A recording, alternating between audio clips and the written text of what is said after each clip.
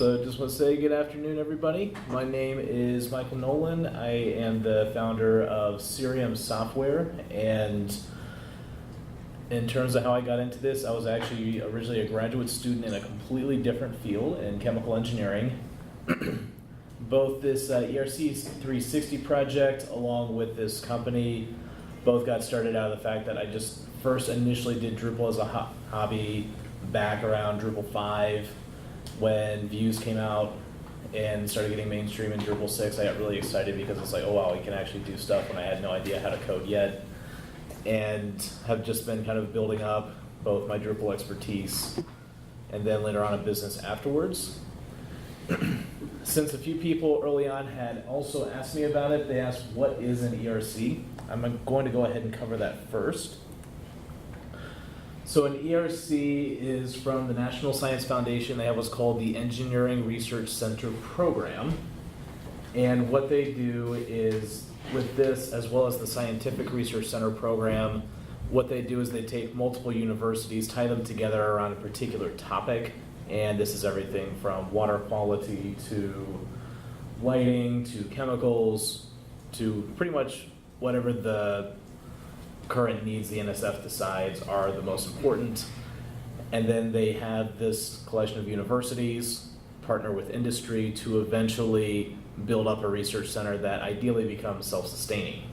So what I do is I make software for that called ERC360, and the focus of the talk today, so what we'll be covering is we're going to be talking about how you can move from one to several instances of a Drupal website using Drupal Multisite, in which you can take a common code base and start to go from single project builds to an actual product that you can sell to multiple customers. I'll be talking about the challenges along the way, including how I needed to develop myself in the process, and also how the project changes and even how my business model changed as I did this in order to try to turn this into something that will be both sustainable and grow over time.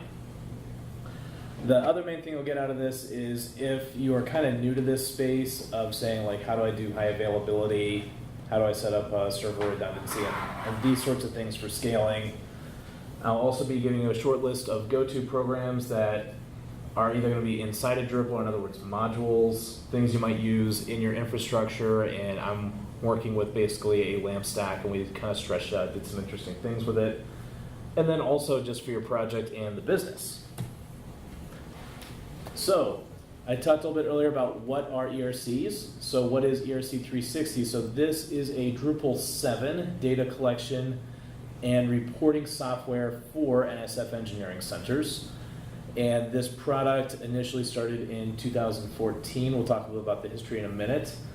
The main reason this software exists is I like to call it TurboTax for this particular space, because what happens is each ERC has to file a report with the NSF every year. That report, especially the research summaries, can come out to hundreds of pages, so they basically publish a book every year about what they're doing. And the ultimate goal for this software is we want to get to the point that we can just basically hit a print button and it just makes the entire thing. Not quite there yet, but it does output all the tables and it kind of collates everyone's work together into some nice Drupal views so that at least we have it down to like a couple cases of copy and paste and just checking off that it's good.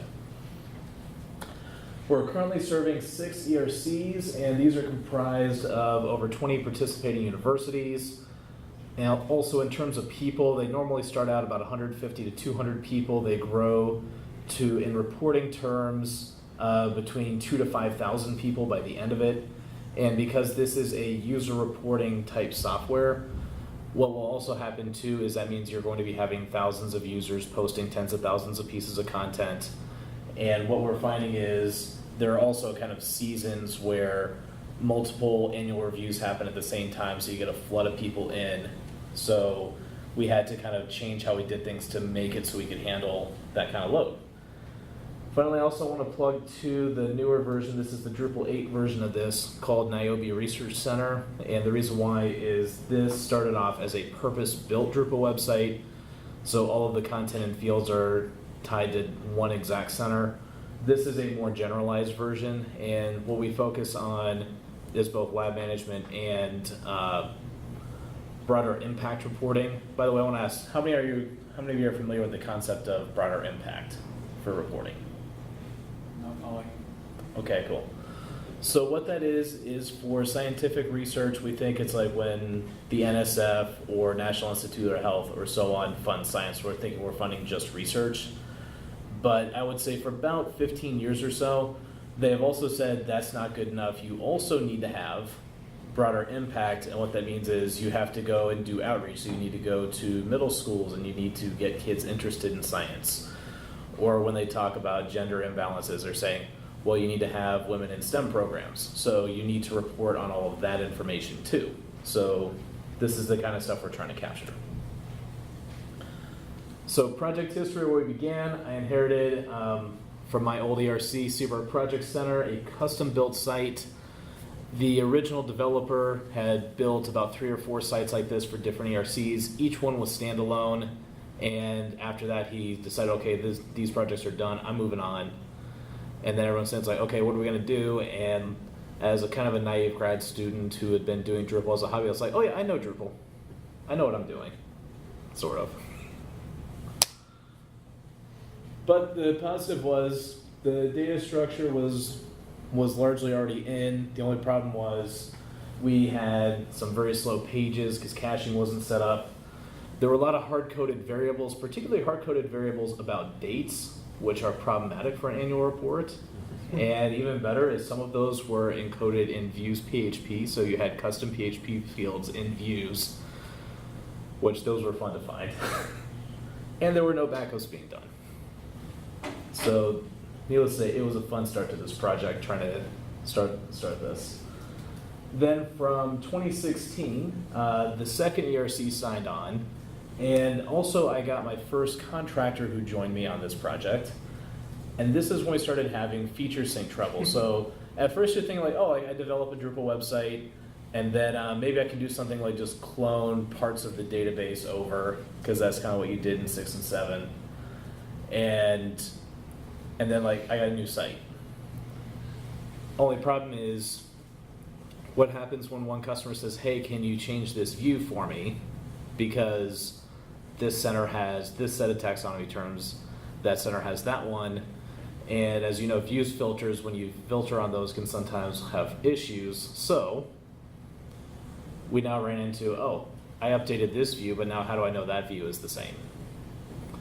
And this is just kind of at a very basic learning level, and some of you guys, if you've worked in this space at all, already know what the answer to that issue is, which is the features module. That was when we discovered that. Next thing is, I was also catching some news that some new ERCs were going to get funded, so I wanted to get ready for that and overcome these issues. At the time, I was also working full-time for first a company and then a nonprofit. And I wanted to take what I learned there and said, hey, I want to start scaling this. So we did a major overhaul of the infrastructure, and we did sign on our 4 new ERCs, and we dodged a lot of the feature syncing issues, and this talk will cover how we did that. So these are the 4 main challenges, so the talk is just kind of going through each one. So infrastructure, then the codes, that's the Drupal Multisite. Next is communication, because we had both on our side, we had the developers, which at this point are all in different countries. That's also part of the fun, even though originally we were all here, or here being Dallas, Texas, where we're based. Then also we have different levels of users that we had to communicate to each of them. Last, we had the business model. How does our business model change? Because we went from project-based to subscription-based. Hey, come on in. So, infrastructure. The original setup, like I said, these were isolated lamp stacks. They were on Media Temple, I believe. And the thing is, no resources were shared. So when it came to syncing, we have these totally different servers. We also had, of course, the scaling issue of the only way you can work with this is just make the server bigger or try to like tweak the settings, in which case you had to make sure to copy it to the other one. So that was our original setup. Next, I moved to one step of server decoupling. So we had 2 ERCs with one database because we found it pretty quickly. And this is just your basic Drupal. The database tends to be the heaviest part, especially in Drupal 7.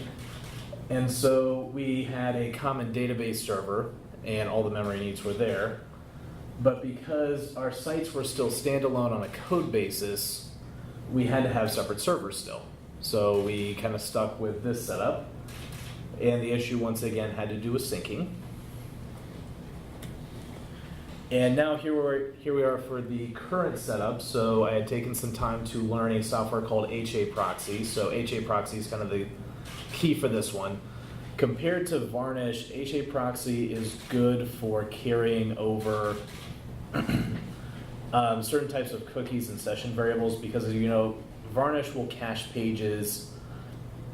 I'm trying to think at the Varnish server level. HAProxy doesn't do that. It is a pure load balancer. After that, we have Drupal Multisite set up on 2 different app servers, and each one of these are going to be, of course, your Ubuntu, Nginx, and in this case, PHP 7 now. The other thing is we're still working on putting up our file server, but we can use SSHFS. That is the Linux package that will allow you to be able to mount remote drives.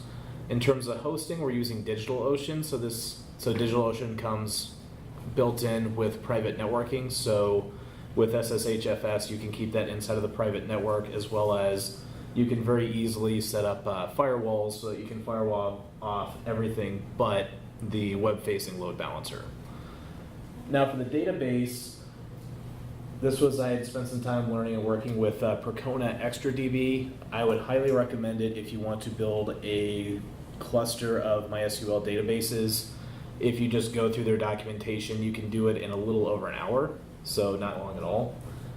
And what's nice with this now is because of the way DigitalOcean servers scale, you can use very small ones. In fact, you can combine the 2 HAProxy ones if you wanted to. So those are really tiny. And then you can scale each section as bottlenecking comes up. Also, too, the other thing we're looking at, aside from the file server, is eventually setting up a memcache server. And as you know, it'll be the same thing. You need to network your application servers to that. So that is the case there. For security updates, what's also nice when you start to do this sort of decoupling is you can do rolling reboots to apply updates that require rebooting the server. And that's something we just tried rolling out, and it's starting to work very nicely for us, so that way everything stays up to date. Also for monitoring, I had actually written, and I do have open source if you want to ask for the link to the repo. I have a Zeomine server monitor, and that is a Python-based server monitor you can mount on the server, and in the case of HAProxy, it will just send you emails or text messages to let you know that one of the servers on your cluster has gone down. So definitely that one has been very helpful for me. Next thing is the code base. So as you know, multi-site is pretty simple. You just add one sites.php file, and then instead of sites all, it's sites and then the name of each site for its own settings.php. And I put this one up more as just kind of a self-effacing humor, but what we had done originally was we had set up a single repository which held all of the code, and then we put each of our customers into a branch of that code. And the issue is sometimes, like, if an update gets inserted into the wrong place, you run into this problem of how do you move it around. So what we moved to there instead was we went to having just one code base, so that is all of your Drupal modules. And then you create separate repos for each customer because that's going to hold the theme and then like customer specific modules. And in that case, for updating, then that's when you can use your continuous integration like Bamboo or Puppet or something like that to be able to deploy it onto the 2 application servers. And that way, the 2 servers stay mirrored all the time. And just as well, when you do security updates, you can apply that to every site at once. You just, first of course you test, then you drop it into your production server, run a address script to update the database for each site. And in the case of Drupal getting 2, that meant 6 sites can get updated in 2 minutes.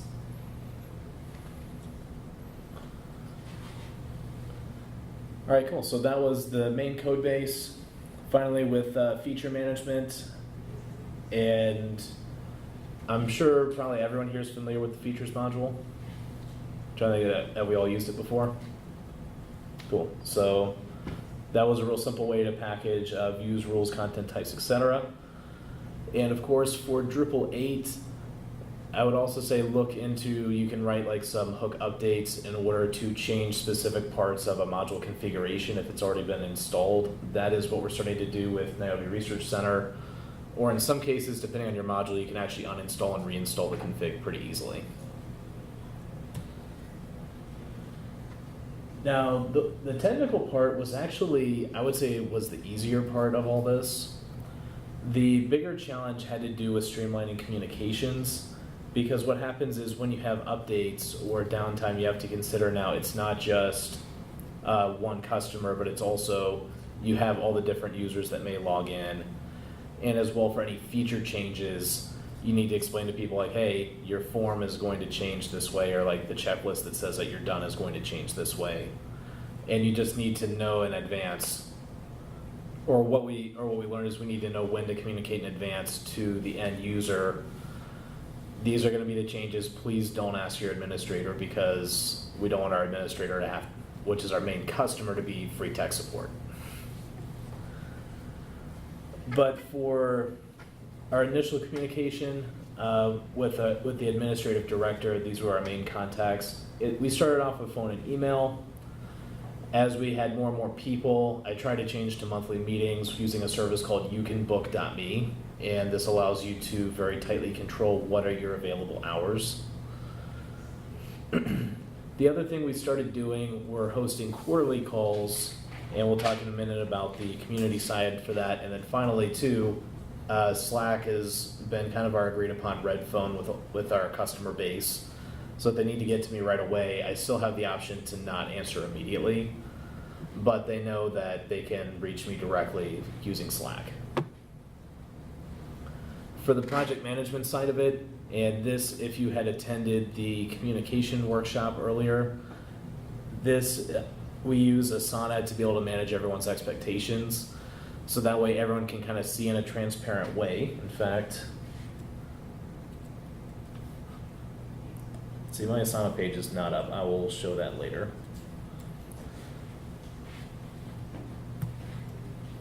Sorry, guys.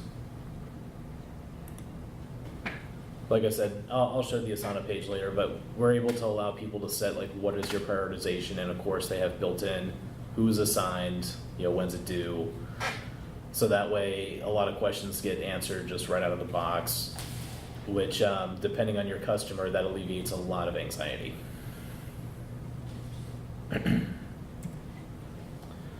For other communication, now you often don't think of it this way, but also you have to consider your documentation. So how do people do stuff? I started off the traditional grad student way, which is you give people a 15-minute to 1-hour seminar saying this is what you do, I'm going to click around and show you, and okay, you're on your own. What we've gotten to since then is I wrote the knowledge base on Drupal.org, so that is KB for the module project name. And what we've been doing there is every time we get a question, I do record a video answer, but then I put it up there so that way people can go back and search for it, and then they can have both a text and a visual explanation of what to do. Because as you know, some people like video, some like text. Also in software, so this is kind of our leading edge of it, is we're looking at using the Bootstrap Tour module as well as building a LinkedIn style completeness report, because what we find is, again, most people, they come to the site, like a student in a research group comes to the site, they're like, well, what does this checkbox on this form mean? Because as you know, government agencies are never known for giving like really easy to read answers to things. So then they go to their advisor, and the advisor doesn't know, so then he goes to the admin director, and then the admin director is coming to me and saying like, hey, 100 people have asked me, what is this? So what we found is now we're improving our in-software documentation to then help people solve their own problems. And especially to sum that up, like this is really the thing that I've learned over the last year, and especially as the customer base has been growing for this, is that you want to either help people, like in the case of the end users, for each ERC we try to get to a place where like people can help each other out, and one thing we may even pioneer for that is having like a short list of people who are more familiar with the software to help people inside the ERC. For the administrative directors, they're kind of the overarching admins for the site. And we have both our quarterly calls as well as a Google group that they've put together. What we find is when there's a community, and also when it's between administrative directors as opposed to them talking to me, when they have a common frame of reference, the communication tends to have a much higher signal to noise ratio because they all understand the problem, although I also try to participate just to make sure that I'm also understanding what their needs are and how they evolve. The other thing too is we found standardizing onboarding has been very important, so everyone kind of knows what to do when they first jump in. You kind of take it for granted on some sites, like I said, it's on our Google products, that they have the tour right when you get in. And I will say, seeing Drupal 8 having the tour module built in is really awesome.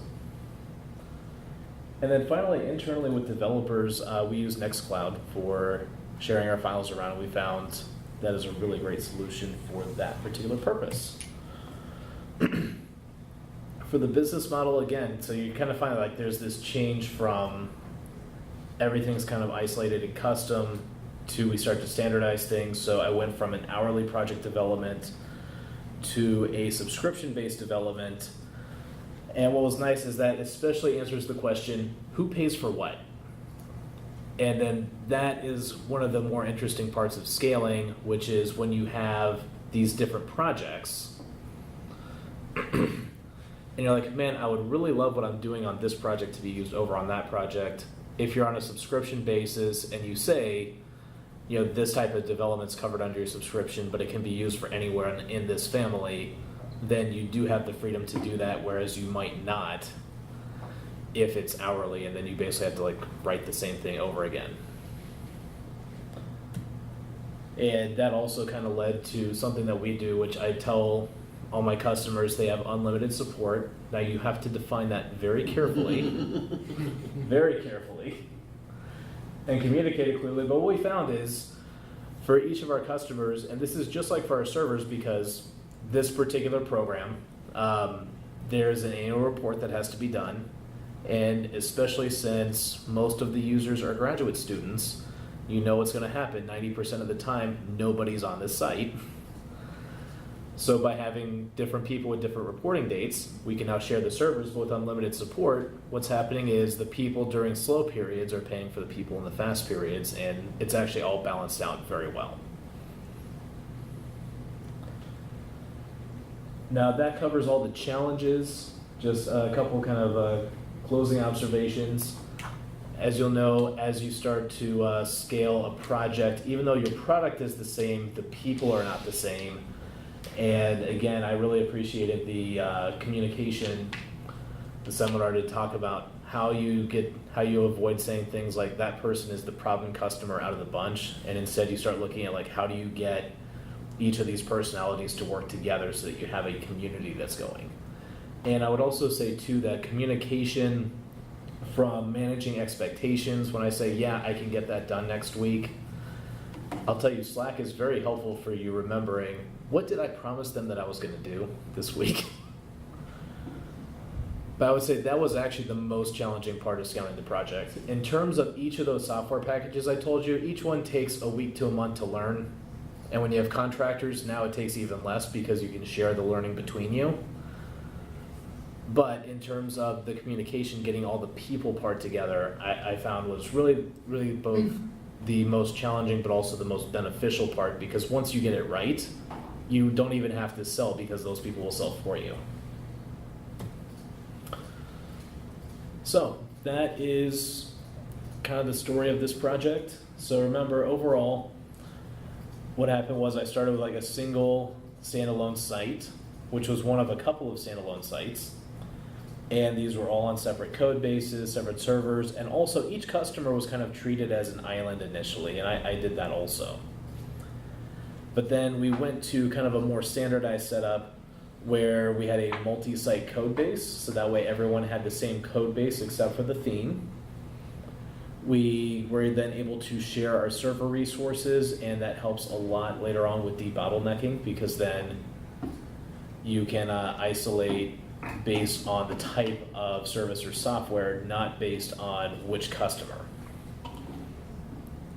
Also, of course, moving into standardization for such things as onboarding or communication, and of course, going from customers as an island to customers are a community. And you might notice for some of the larger services you use, like everyone has kind of a customer forum. I mean, that is the reason people do that. So, finally, to end this, so this is the list of key software. If you want to just either take a picture of it or I can share the slides with you afterwards. But Drupal Multisite, of course, Git, I mean, where would developers be without Git? But the main ones I had to learn for this are HAProxy for the load balancer. It is a great load balancer. Percona ExtraDB, Nextcloud, and then for communication, Slack, and then of course our in-house stuff, which is Drupal Knowledge Base and CMind Server Monitor. Finally, key practices: share resources, structure the communication to be easy and recordable, so you know what you promised. Which actually I keep emphasizing it. Fortunately, we've been pretty good with this the whole time. And finally, remember, scaling applies not only to the software, but also to the business itself. So that is all. Thank you for your time. Here, of course, is my contact information. I have cards too. So like I said, ERC360, then our next big project, which is an alpha distribution on Drupal.org, is Niobe Research Center. So that's drupal.org/project/Niobe if you want to check it out. And with that, I'd be glad to open this up for any questions.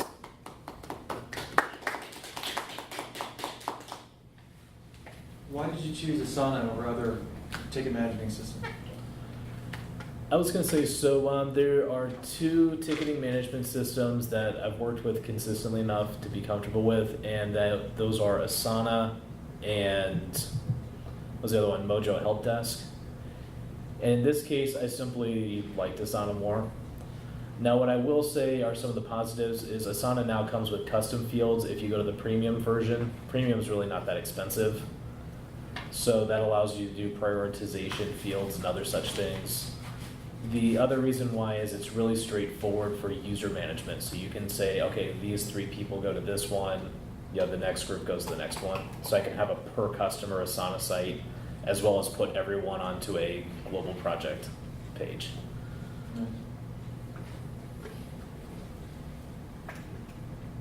Is anyone else using your GitHub strategy for managing your clients and the code? That was very interesting. I was going to say, now I will say this, I also work full-time at National Athletic Trainers Association.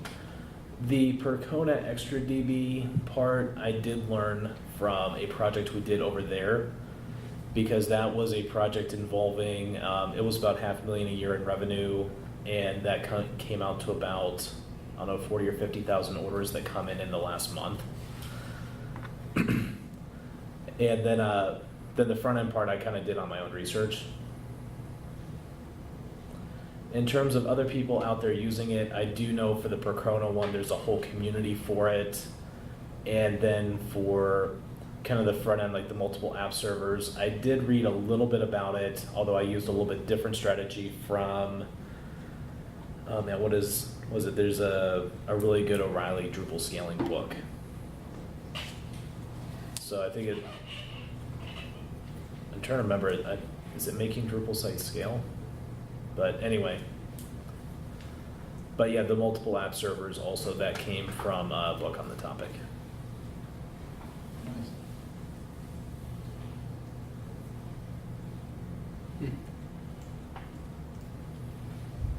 Nice. I've had trouble finding remote hosting for my company, and we're a public health plan, so we have to be HIPAA compliant. And that's Yes. proven to be a difficult hurdle for remote servers to offer, so I'm curious about DigitalOcean. They really didn't come across our radar. We're this close to finishing a contract on RFP for Mhm. remote hosting, and we're gonna go with Opera because they're the only major player inside the states that have HIPAA compliance level of security. Even though I technically don't need it for my public-facing website, the administrators get to make the rules, and I just get to follow them. So yeah, tell me more about DigitalOcean, please. Okay, yeah, so when you mentioned we did have to do a security audit, so I do know, and when it comes to HIPAA compliance, you will have to like also maybe even like call them to ask for a couple specific sites. But they do have sites in the US and internationally.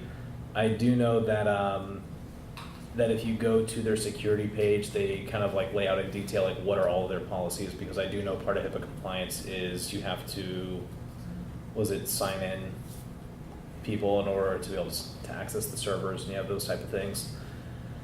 Because they give you pretty bare servers, so they're just virtual machines, you can set up an encrypted operating system if you wanted to, Yeah, or encrypted file system. when you say virtual machine, you're done. Yeah, but you're right, that's the problem. It is virtual machines, so if that's not gonna work for you, then no, this would not work. I can't get past that past my IT department.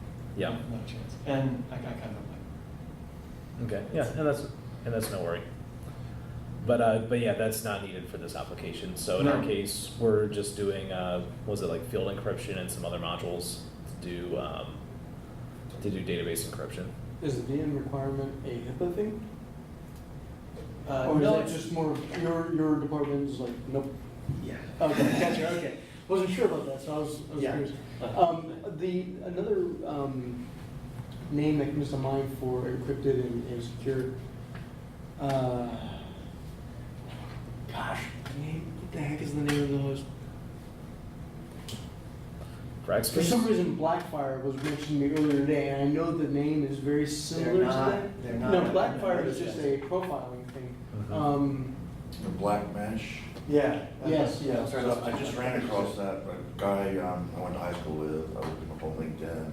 Yep. Right now, that forced to, whatever this is, contingent, I don't know how to say it. So I know nothing about them other than a guy I went to high school with. I mean, I assume that this company bought his. Are you saying Black Mesh wasn't HIPAA compliant? No. Oh, because I'm surprised by that. There was some government requirements that they met for one project we worked on a while ago that dealt with encrypting and this and that. And I don't remember very much about that. I'm not. I don't do because I very do much know tech usually stuff, so. when I start to look for that, I also look for companies that do like PCI compliant servers. Mm-hmm. Mhm. But right, you do have to look at that for remote configuration. You're right. That's mostly what I'm dealing with are administrators who want to be sure they are fully redundant and fully insulated against ever having to stand in front of a microphone and say, yes, we had a breach on the server and people's names and data or social security numbers got out. That happened to a health plan across town, and that was 7 years ago, and it's still scaring the daylights out of everyone, which is fair. But that also means my chief information officer is the one really driving, anything that he doesn't understand, that he feels like can be the slightest bit risky, he just says no. Mm-hmm. And that does happen in development and technology sometimes. Like many of us who are developers or coders, like this will really get the job done for you. But he needs that stamp of approval so that he has the level of insurance that says, I can push this all off onto the remote hosting company. I have this guarantee that this was not supposed to happen, and it did. So it gives him the illusion of cover. Yeah. It's like, but it's still a negative story in the news cycle. It doesn't. People don't remember the fact that you push it off on somebody else. They just remember that you're on our health plan and you expose my data. So, Yeah, absolutely. Yeah. And then of course, then the other problem too is, and then you go through the effort of all of this, but for a Drupal site, someone changes their password to dog or something like that. And I say Yeah. because occasionally we have those issues with operational security. Yeah. Lots of little things, but we're dealing mostly with portals that allow physicians to log in and access records, update things, but the portal itself isn't in the website. There's a link to the portal in the website. Mm. So it's not really my responsibility. Right. For health grades, and so we deal with all that. Health grades itself is like physician information, and then my Yeah. team builds websites. We have a whole suite of products, and my team builds websites for healthcare systems. And so anytime anybody submits anything that's saved in Drupal, we have that issue. And we use Pantheon, but we've been trying for a couple of years to try to get them to become HIPAA compliant, and it's just. Josh, I've talked to Josh, it's the cost is prohibitive. That's the whole thing, and, Yeah. and Exactly. the hospitals don't want to pay, the cost of hosting with a HIPAA compliant with Acquia is what we run into. Yeah, I'll get deep enough pockets to go through this process to get their official certifications being HIPAA compliant, and talk to Josh, and like, that's gonna be a while before we do that. Yeah, we've got a couple of Yeah. workarounds. I mean, like for some of our clients, if they own, or one of the things that we do is we make our client own their hosting package. Mhm. So Absolutely. it's on them, and not so much on us. And then we have kind of more of a product approach, similar to what you've been talking about. Yep. And for that, we have kind of an expunge script. So we do a lot of marketing automation. So Drupal will store the data, save the data, and then we pass it on to our marketing automation tool. Once we can, once we get a response that they accepted it, then we expunge the data from Drupal. So it works, but it's kind of, I would work around at best. What about you? You're still responsible for the remote host for your clients' websites? Is that what I understood? Right, so that's just part of the contract is that they agree ahead of time that this is the hosting company they'll go with. And you manage it for them and the billing and all that? Yes. Any stories you want to tell us on that? What, on the billing side of this? Good stories, bad stories, because I've had that bite me a couple of times at an agency. Somebody forgot to transfer it back over to the client, and I'm like, oops. Yeah, so actually, what we did is when we moved to the subscription fee, we just told them your hosting's covered under this. And they're just kind of like, oh yeah, that's okay. And it really was no more complicated than that. And I do know part of the research we did for this is because we also had hosted on Pantheon originally, and that started to become prohibitively expensive, especially as some of the sites got bigger and bigger. Yeah. And I will tell you, the current hosting cost for this setup is about $150 a month for all 6 clients. It's not bad. No, not at all. How do your clients ask you about the security of the server, or they don't care? I mean, I'm Yeah. not really familiar with engineering research facility, what they care about. Yeah, so in that case, like, they don't demand like HIPAA or PCI compliance because we don't have healthcare records in here. But yeah, some of the universities I work with in the process will have me go through just an audit of all the software. So I want to make sure, like, do we have an update strategy in place? Do we use, I mean, a lot of it's just real basic. Do you encrypt the database? Do you use HTTPS? And then they also ask me to send all the security information about the hosting company. And aside from that, like, so far everything's checked out for them.